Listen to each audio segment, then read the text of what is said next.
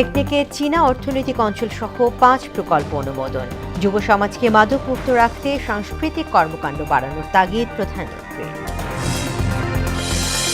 দিল্লি বিমানবন্দরে হয়রানির প্রতিবাদে তাৎক্ষণিক দেশে ফেরা বললেন তথ্য উপদেষ্টা।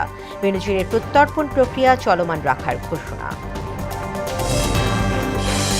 সংবাদপত্রের স্বাধীনতায় কাজ করছে সরকার বললেন মির্জা ফখরুল। ফ্যাসিবাদোত্তর বাংলাদেশে গণমাধ্যমের শক্ত ভূমিকা চাইলেন তথ্যমন্ত্রী।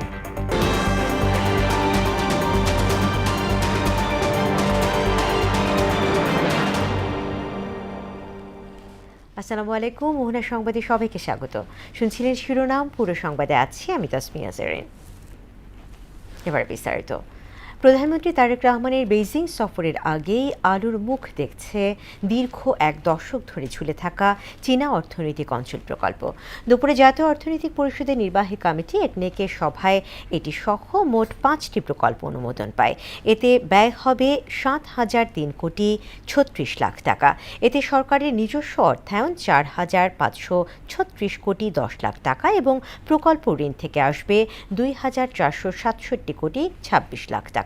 চট্টগ্রামে আনোয়ারায় 783 একর জমির ওপর নির্মাণ করা হবে চীনা অর্থনৈতিক অঞ্চল।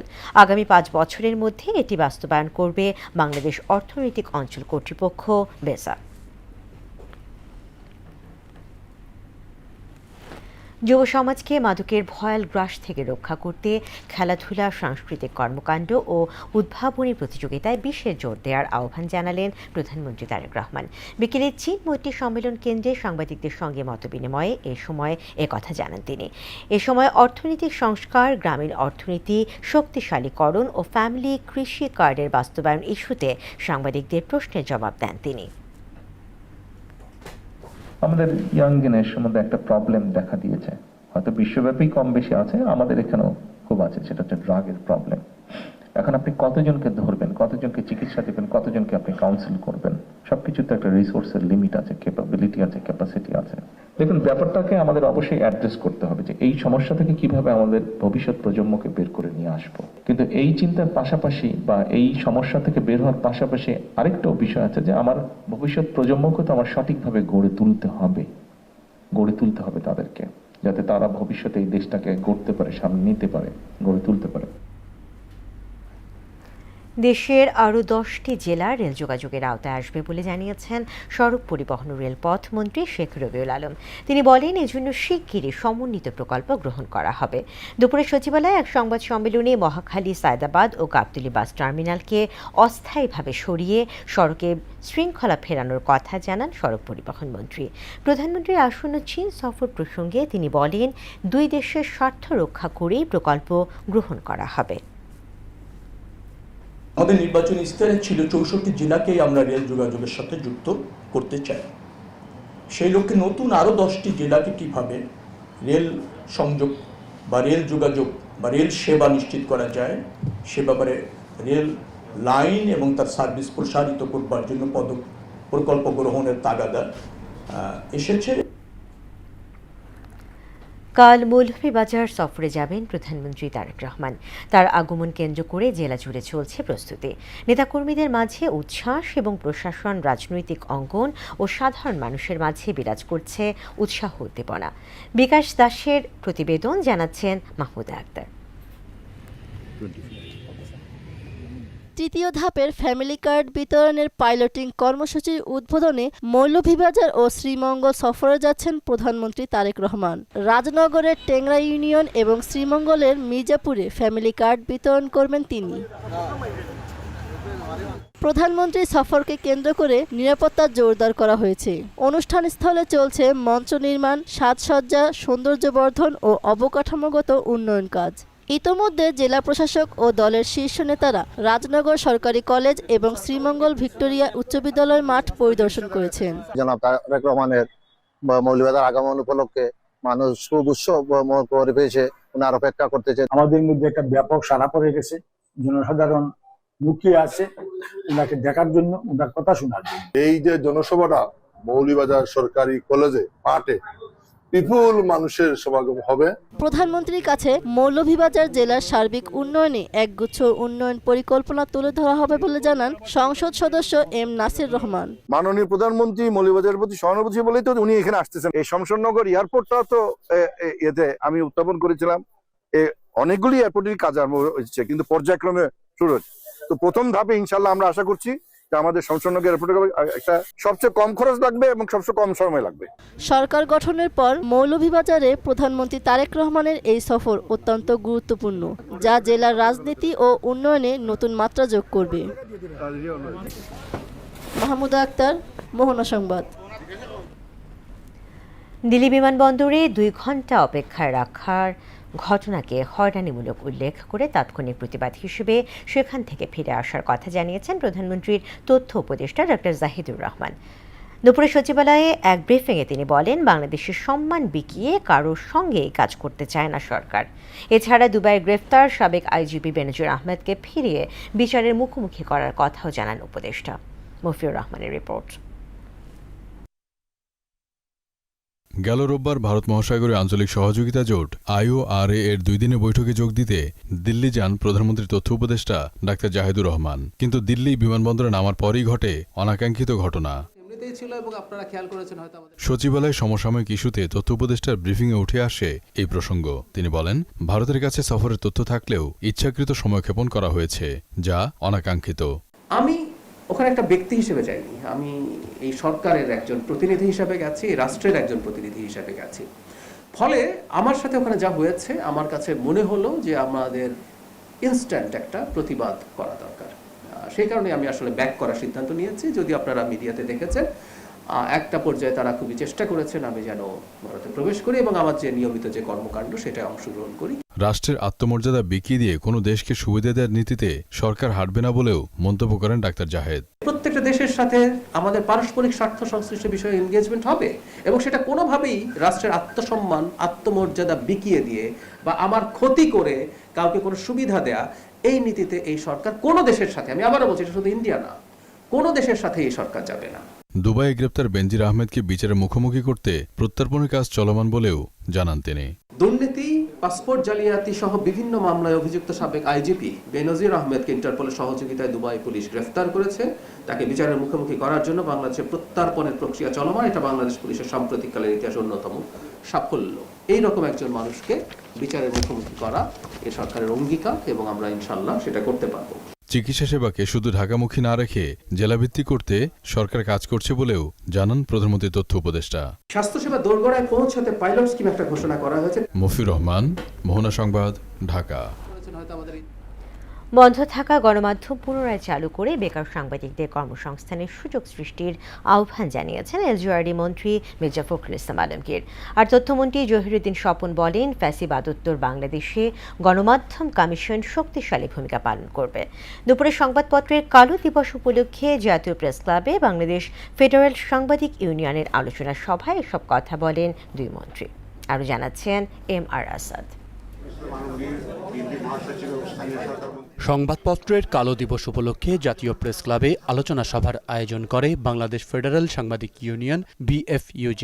এতে LGRD মন্ত্রী, তথ্যমন্ত্রী সহ অংশ নেন সাংবাদিক ও পেশাজীবী সংগঠনের নেতারা। মহাসচিব কাদের গনি চৌধুরী 1975 সালে 16 জুন বাকশাল গঠন করে গণমাধ্যমের কণ্ঠরোধ করা হয়েছে বলে জানান তথ্যমন্ত্রী।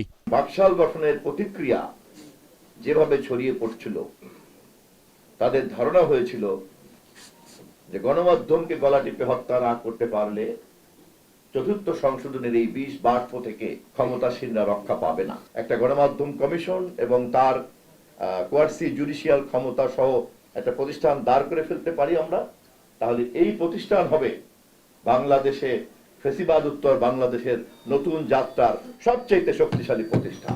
বন্ধ হয়ে যাওয়া গণমাধ্যমগুলো পুনরায় খুলে দিয়ে বেকার সাংবাদিকদের কাজের সুযোগ সৃষ্টি করা সম্ভব বলে মত দেন LGRD মন্ত্রী। আমাদের বন্ধ হয়ে যাওয়া যে সমস্ত সংবাদ মাধ্যমগুলো রয়েছে, দৈনিক বাংলা, টাইমস, এগুলোকে চালু করার জন্য উদ্যোগ গ্রহণ করতে হবে এমনকি যদি বিচিত্রাও সম্ভব হয়, আমার মনে হয় বিচিত্রাকে চালু করতে হবে। সমাজকে ইতিবাচক রাস্তা থেকে ভিন্ন পথে নেয়ার ষড়যন্ত্রের বিরুদ্ধে সবার ঐক্যবদ্ধ প্রচেষ্টা প্রয়োজন বলেও উল্লেখ করেন মির্জা ফখরুল। গতকাল আমাদের প্রেস ক্লাবের সভাপতিকে যেভাবে পদত্যাগ করতে বলা হয়েছে, এটা কোনো সভ্যতার মধ্যেই পড়ে না। এটাকে আমি তীব্র ভাষায় নিন্দা জানাচ্ছি। এম আর আসাদ, মোহনা সংবাদ, ঢাকা। এটা প্রতিবাদ। প্রাথমিক শিক্ষার্থীদের মেধা বিকাশে সরকার সার্বিক পদক্ষেপ নেবে বলে জানিয়েছেন প্রাথমিক ও গণশিক্ষা প্রতিমন্ত্রী ববি হাজ্জাজ। বিকেলে প্রাথমিক শিক্ষা অধিদপ্তর আয়োজিত জাতীয় শিক্ষা পদক বিতরণ অনুষ্ঠানে তিনি কথা বলেন। এ সময় প্রতিমন্ত্রী শিক্ষার্থীদের সৃজনশীলতা ও প্রতিভা বিকাশে প্রয়োজনীয় সহায়তা অব্যাহত রাখার প্রতিশ্রুতি দেন। বিশাল আকারে আমরা কম্পিটিশন করছি যেন আমাদের শিক্ষার্থীদের সঠিকভাবে মেধার বিকাশ ঘটে। আমরা আগামী দিনগুলোতে মেধাবী বাংলাদেশ দেখতে চাই। আমাদের দেশে মেধার কোনো অভাব নাই, এটা সত্যি, কিন্তু সঠিক মেধার বিকাশ না। যার যেখানে মেধা আছে, যার যেখানে মেধার বিকাশের জায়গা আছে, সবার জন্য সেই জায়গাগুলো আমরা এখন তৈরি করছি। কুড়িগ্রামের রৌমারী সীমান্তে 9 জনকে পুশ ইন চেষ্টার 48 ঘণ্টা পার হলেও ফেরত নেয়নি বিএসএফ। বিজিবি ও স্থানীয় বাসিন্দাদের বাধার মুখে পুশিনে ব্যর্থ হওয়ার পর থেকে ওই 9 জন সীমান্তের শূন্য রেখায় অবস্থান করছেন। গেল রোববার ভোরে রৌমারী উপজেলার গয়টাপাড়া সীমান্ত দিয়ে 6 জন এবং ইসলামারী সীমান্ত দিয়ে আরও 3 জনকে প্রবেশ করানোর চেষ্টা করে বিএসএফ। এদিকে চাঁপাইনবাবগঞ্জের সীমান্ত এলাকায় এক নারীকে বাংলাদেশে পুশিনের চেষ্টা করেছে বিএসএফ, তবে বিজিবির তাৎক্ষণিক তৎপরতায় তাও ব্যর্থ হয়ে যায়। লালমনিরহাটের আদিতমারির ভেলাবাড়ি ইউনিয়নের ভুট্টা ক্ষেত থেকে এক শিশুর বস্তাবন্দি মরদেহ উদ্ধার করেছে পুলিশ। 7 বছরের শিশুটি ওই গ্রামের নলিনীকান্তের মেয়ে। পুলিশ জানায় সোমবার বিকেল থেকে নন্দিনীকে পাওয়া যাচ্ছিল না। অনেক খোঁজাখুঁজির পর আজ সকালে বাড়ির পাশের একটি ক্ষেতে তার লাশ পাওয়া যায়। এ হত্যাকাণ্ডে জড়িত অভিযোগে রণজিৎ চন্দ্র এবং বিধান চন্দ্র নামের 2 জনকে আটক করেছে পুলিশ। এ ঘটনা জানাজানি হলে উত্তেজিত জনতা বিধানের বাড়ি ঘর ভাঙচুর এবং অগ্নিসংযোগ করে। পরিস্থিতি নিয়ন্ত্রণে ঘটনাস্থলে অতিরিক্ত পুলিশ ও বিজিবি মোতায়েন করা হয়েছে। 5-6 বছরের একটা মেয়েকে এখানে হত্যা করা হয়েছে। হত্যা করে তাকে একটা ভুট্টা ক্ষেতের মধ্যে তাকে রাখা হয়েছে। এটা খুবই একটা নৃশংস ঘটনা। এই নৃশংস ঘটনা আমরা তীব্র প্রতিবাদ জানাচ্ছি সরকারের পক্ষ থেকে। আমরা চাই যে এরকম ঘটনা যাতে বাংলাদেশে আর না ঘটে। আর যে পুলিশ অফিসার এখানে আমাদের বিচার প্রার্থীর সাথে খারাপ আচরণ করেছে, তাকে আমরা আইনের আওতায় আনার জন্য চেষ্টা করছি এবং তাকে ইতিমধ্যেই তার পদ থেকে বরখাস্ত করা হয়েছে এবং তার বিরুদ্ধে যে আমাদের প্রশাসনিক আইনানুগ ব্যবস্থা সেটা অচিরেই গ্রহণ করা। বর্ষা মৌসুমে ডেঙ্গু প্রতিরোধে সকলকে সচেতন হওয়ার পরামর্শ দিয়েছেন ডিএনসিসি প্রশাসক শফিকুল ইসলাম খান। সকালে রাজধানীর একটি শিক্ষা প্রতিষ্ঠানে আয়োজিত অনুষ্ঠানে এমন পরামর্শ দেন তিনি। ডিএনসিসি প্রশাসক বলেন, ছাদ বাগান থেকে বাড়ি উঠান কোথাও যেন 3 দিনের বেশি পানি জমে না থাকে সেদিকে খেয়াল রাখতে হবে। এ সময় গ্রিন ও ক্লিন ঢাকা গড়তে সবার সহযোগিতাও চান শফিকুল ইসলাম খান। বর্ষা ডেঙ্গুর আবির্ভাব হওয়ার সম্ভাবনা অনেকাংশেই বেশি। আমার বাসা পরিষ্কার করে যদি পানিটাকে আমি 3 দিন জমিয়ে না রেখে ওয়াশরুম, আমার কিচেন রুম, ছাদে যাদের বাগান আছে, বারান্দায় যাদের ফুলের টব আছে, এগুলোকে যদি আমরা শুকিয়ে রাখতে পারি, পানি মুক্ত রাখতে পারি, আপনারা ডেঙ্গু থেকে মুক্ত থাকতে পারবেন। আর এটার ব্যাপারে যদি আমরা সচেতন না হই, তাহলে আপনার বাসা থেকে আপনি নিজেই ডেঙ্গু মশার জন্ম দিচ্ছেন। আপনাকে ওই ডেঙ্গুর মশাটা আগে আপনাকে কামড়াবে। মুন্সিগঞ্জে সিরাজদিখানে 11 যাত্রী নিয়ে একটি মাইক্রোবাস নিয়ন্ত্রণ হারিয়ে সড়কের পাশের খাদে পড়ে এক নারীর মৃত্যু হয়েছে। দুপুরে উপজেলার কুসুমপুর বৌবাজার এলাকায় এ দুর্ঘটনা ঘটে। দুর্ঘটনার শিকার যাত্রীরা প্রবাসী ভাগ্নেকে বিদায় জানাতে বিমানবন্দরে যাচ্ছিলেন। স্থানীয়দের সহযোগিতায় 10 জনকে জীবিত উদ্ধার করেছে ফায়ার সার্ভিস। দিনাজপুর শহরে দখল দূষণে অস্তিত্ব হারাতে বসেছে ঘাগড়া ও গিরিজা খাল। ঘাগড়া খাল আংশিক সংস্কার করা হলেও গিরিজা উদ্ধারে এখনও কোনো পদক্ষেপ নেওয়া হয়নি। তাই বর্ষার শহর বাঁচাতে দ্রুত খনন এবং সংস্কারে পদক্ষেপ নেওয়ার আহ্বান স্থানীয়দের। আর ইতিমধ্যেই প্রকল্প হাতে নেওয়া হয়েছে বলে জানিয়েছেন দিনাজপুর পৌরসভার প্রশাসক। সুবল রায়ের তথ্যে বিস্তারিত জানাচ্ছেন ডলি বিনতে মনোয়ারা। দিনাজপুরের ঘাগড়া ও গিরিজা খাল দুটি শহরের বর্জ্য ও বর্ষার পানি নিষ্কাশনের গুরুত্বপূর্ণ পথ। ব্রিটিশ শাসনামলে তৎকালীন মহারাজা গিরিজানাথ শহরকে পরিচ্ছন্ন ও নিরাপদ রাখতে খাল দুটি খনন করেছিলেন। ঘাগড়া খালের দৈর্ঘ্য 15 কিলোমিটার আর প্রস্থ প্রায় 60 ফুট, আর গিরিজা খালটি 5.22 কিলোমিটার দৈর্ঘ্যে এবং প্রায় 35 ফুট প্রস্থ। কালের পরিক্রমায় মানুষ বাড়ার সঙ্গে দুটি খালি দখল ও ভরাট হয়ে ছোট একটি ড্রেনে পরিণত হয়েছে। কয়েক বছর আগে ঘাগড়া খালটি খনন করা হলেও তা আবারও ভরাটের পথে, আর গিরিজা খালটি পড়ে রয়েছে অযত্ন অবহেলায়। বন্যার পানি থেকে শহরকে বাঁচাতে পুনরুদ্ধার সহ খাল খননে দ্রুত ব্যবস্থা গ্রহণের দাবি জানিয়েছেন স্থানীয়রা। দীর্ঘ বহু বছর যাবত এভাবে পড়ে আছে, না খননের কাজ, পানি হলে আশপাশের লোকজন চলাচল করতে পারে না, আর ময়লা পড়ে পড়ে পড়ে এমন দুর্গন্ধ ছড়ায় যে আশপাশের লোকজন থাকতে পারে না। বসবাস করতে কিভাবে এটা আপনাকে ভাষায় প্রকাশ করার মতো না। বর্ষার সময় এখানে চলাচল করার খুব অসুবিধা হয়। খনন করে দুই দিকে যদি ব্যারিকেড দেওয়া যেত, এটা অবৈধ দখলটা দেওয়া হইতো এবং আমাদের জন্য খুব সুবিধা হতো। খাল দুটি খনন ও সংস্কারের জন্য ইতোমধ্যেই প্রকল্প হাতে নেওয়া হয়েছে বলে জানালেন এই কর্মকর্তা। দিনাজপুর পৌরসভার যে অংশ 5 কিলোমিটার, সেই 5 কিলোমিটার খালের খনন এবং শোভাবর্ধনের জন্য বিশেষ কর্মসূচি হাতে নিয়েছি। আশা করছি খুব অল্প সময়ের মধ্যেই আমরা এই খালের উন্নয়নের কাজ শুরু করতে পারবো। দ্রুত পানি নিষ্কাশন ও শহর সুরক্ষায় খাল দুটি পুনর্খননে দ্রুত ব্যবস্থা গ্রহণের দাবি স্থানীয়দের। ডলি বিনতে মনোয়ারা, মোহনা সংবাদ। শেষ করব মোহনা সংবাদ, যাওয়ার আগে শিরোনামগুলো আরও একবার।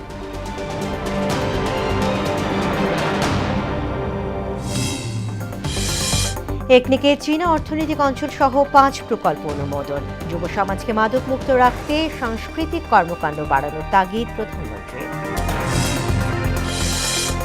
দিল্লি বিমানবন্দরে হয়রানির প্রতিবাদে তাৎক্ষণিক দেশে ফেরা বললেন তথ্য উপদেষ্টা। বেনজিরের প্রত্যর্পণ প্রক্রিয়া চলমান রাখার ঘোষণা। সংবাদপত্রের স্বাধীনতায় কাজ করছে সরকার বললেন মির্জা ফখরুল। ফ্যাসিবাদোত্তর বাংলাদেশে গণমাধ্যমের শক্ত ভূমিকা চাইলেন তথ্যমন্ত্রী। এবং কাল আর্জেন্টিনার বিশ্বকাপ মিশন শুরু, মাঠে থাকছেন মেসি, মার্টিনেজ। রাতে হট ফেভারিট ফ্রান্সের প্রতিপক্ষ সেনেগাল।